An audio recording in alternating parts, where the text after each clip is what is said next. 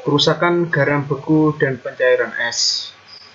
Frost mencair. Kerusakan ini diakibatkan oleh embun beku yang disebabkan oleh pemuaian yang terjadi ketika air diubah menjadi es dan perbedaan koefisien suhu. Kerusakan garam, pencairan es yang membeku. Kerusakan ini terjadi akibat pencairan beku. Kombinasi permukaan Forsstad dan penggunaan gram de-etching tampaknya harus menjadi perhatian khusus karena sejumlah efek yang mempengaruhi tingkat kerusakan, yaitu yang pertama, garam menembus pori-pori dan meningkatkan kadar air rata-rata pori-pori. Yang kedua, garam menurunkan titik beku, dan yang ketiga, perbedaan tekan uap antar es dan air berkurang. Untuk langkah-langkah meningkatkan resistensi, di sini ada air entrainment, ada perawatan permukaan, rasio air, dan semen yang rendah. Next. Korosi penulangan. Pada umumnya, baja yang terdapat dalam beton terlindungi dengan baik, tetapi ada fenomena yang dapat menghancurkan kepasifan dan membawa pada korosi, yaitu yang pertama ada reaksi beton dengan karbon dioksida dari udara yang disebut sebagai karbonisasi. Lalu yang kedua adanya ion, terutama ion klorida yang dapat menembus beton atau sudah ada yang menunggu pasti secara lokal. Next.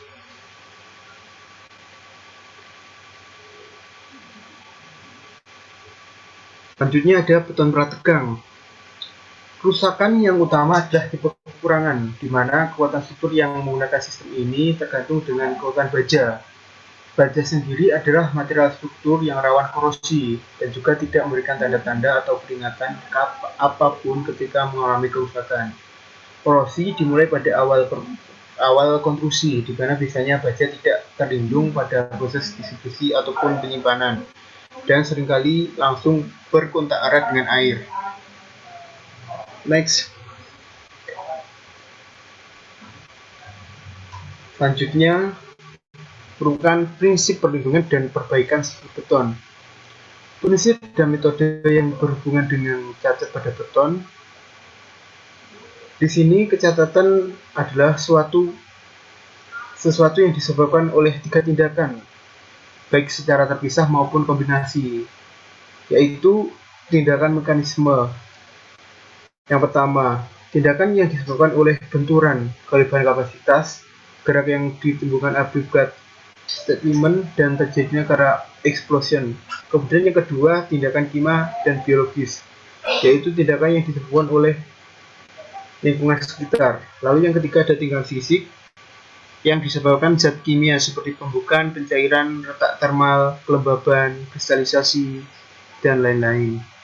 Korosi pada tulangan sesuai dengan EN 1504 bagian 9 prinsip 7 sampai 11, yaitu kehilangan selimut beton pelindung, hilangnya alkalinitas, terus yang ketiga kontaminasi selimut beton, dan yang keempat arus bolak-balik yang diinduksi dalam tulangan dari instalasi listrik. Next. Kemudian prinsip perlindungan dan perbaikan struktur beton. Perbaikan mortar diklasifikasikan menjadi 3 bagian sesuai dengan bahan pengikatnya, yaitu yang pertama ada mortar yang diikat dengan bahan semen sebagai mortar semen beton. Kemudian yang kedua ada mortar semen terikat polimer yang dimodifikasi atau disebut sebagai mortar beton semen polimer atau PCC. Kemudian yang ketiga ada mortar terikat resin atau biasa disebut dengan mortar beton polimer atau PC. Untuk cara perbaikan retak, di sini beton yang mengalami keretakan pada permukaan biasanya menyebabkan masuknya air dan zat lainnya yang dapat mengurangi kapasitas daya dukung struktur ataupun terjadinya korosi pada tulangan. Dan dalam untuk melakukan injeksi diperlukan langkah dan metode yang tepat, seperti bagian yang akan dibuang dan kandungan dalam beton yang sudah mengalami retak. Metode lain untuk mencegah masuknya bahan mulai retakan yang terjadi yaitu yang pertama yaitu memberikan sealant pada keretakan dan yang kedua pembatasan permukaan. Next. Selanjutnya perawatan permukaan pelindung. Bahan yang biasa dipakai dalam pengisian permukaan pelindung yang mengalami keretakan umumnya dianggap menyelesaikan masalah, namun sebenarnya tidak. Perlindungan pada permukaan dibagi menjadi 3 bagian. Menurut EN 1504, bagiannya ada 2, yaitu yang pertama impregnasi hidrofobik dan yang kedua impregnasi yang mengisi sebagian atau seluruh pori-pori. Untuk mengatasi degradasi beton yang sering terjadi melalui pori-pori, maka impregnasi ditujukan untuk mengisi pori-pori. Selain itu, pengawetan harus dilakukan secara prosedural. Berikut caranya. Yang pertama yaitu ada pengeringan, yang kedua ada evakuasi, yang ketiga ada memberikan masukan di bawah tekanan, dan yang keempat pemanasan untuk pengerasan. Next.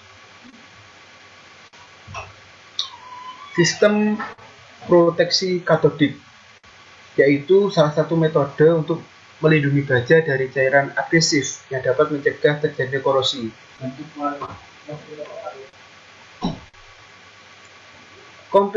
Komponen dari sistem proteksi katodik terdiri dari sumber DC, sistem anoda, elektrolit konduktif beton, sistem katodik, kabel penghubung listrik, dan yang terakhir yaitu perangkat kontrol dan pemantauan. Next.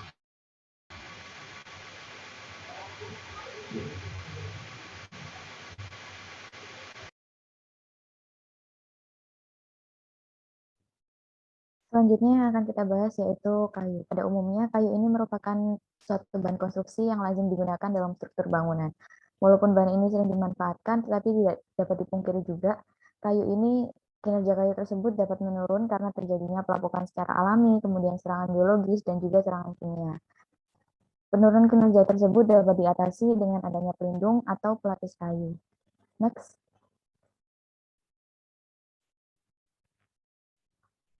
Penyusutan dan atau penurunan.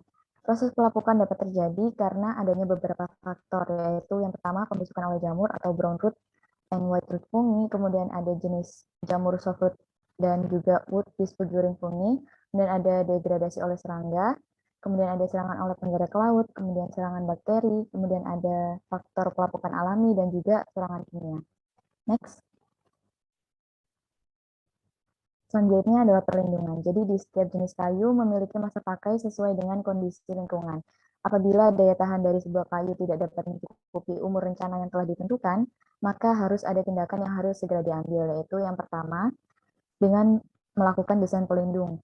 Contohnya yaitu membran kedap air. Kemudian ada menerapkan pengawet dengan berbagai jenis yang ada di layar. Kemudian ada lapisan pelindung atau pelapis. Kemudian kita juga bisa menerapkan dengan modifikasi kayu. Next.